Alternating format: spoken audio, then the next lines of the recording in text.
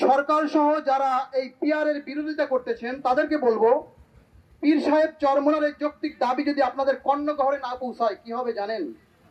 পীর সাহেব চরমোনার যৌক্তিক দাবি মেনে নেন, অন্যথায় মানার জন্য বাধ্য করা হবে ইনশাআল্লাহ। গণহত্যার বিচার, আগামী জাতীয় সংসদ নির্বাচন পিআর পদ্ধতির মাধ্যমে যাতে অনুষ্ঠিত হয়, এই যৌক্তিক দাবিতে আজকের এই গণমিছিল ও সমাবেশ। আপনারা লক্ষ্য করেছেন আজকে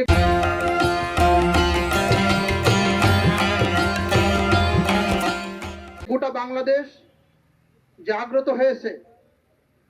আজকে গোটা বাংলাদেশের মেজরিটি পার্সেন্ট মানুষ চায় আগামী জাতীয় সংসদ নির্বাচন পিআর পদ্ধতির মাধ্যমে যাতে হয়।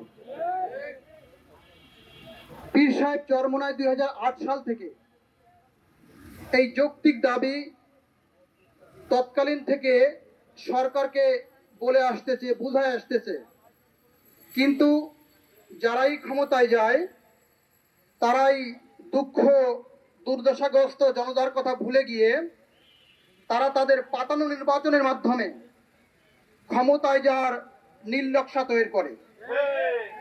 জনগণের মাইন্ডেড বোঝার চেষ্টা করে না, জনগণের কথা শুনতে হবে এটা মনেও করে না, প্রয়োজনও মনে করে না। যার ফল আপনারা লক্ষ্য করেছেন, জনগণ গত 24 সালে 5ই আগস্টে জনগণের মাইন্ডেড না বুঝলে কি হয়, জনগণ সেটা দেখিয়ে দিয়েছে। প্রিয় উপস্থিতি, আমরা চাই আগামী জাতীয় সংসদ নির্বাচন পিআর পদ্ধতির মাধ্যমে হোক। এ ব্যাপারে আমরা একমত। সরকার সহ যারা এই পিআরের বিরোধিতা করতেছেন তাদেরকে বলবো, পীর সাহেব চরমোনার এই যৌক্তিক দাবি যদি আপনাদের কর্ণগহরে না পৌঁছায় কি হবে জানেন? অন্য নেতারা বলে, আমি নাম ধরেই বলি, আওয়ামী লীগের ভাইরাও বলতো, মেজরিটি পার্সেন্ট জনগণও বলতো, উবায়দুল কাকা একজন নেতা, তার কথা শুনে মানুষ হাসতো, কৌতুক করত, কি বলবে না কি বলবে চিন্তাও করতে পারতো না।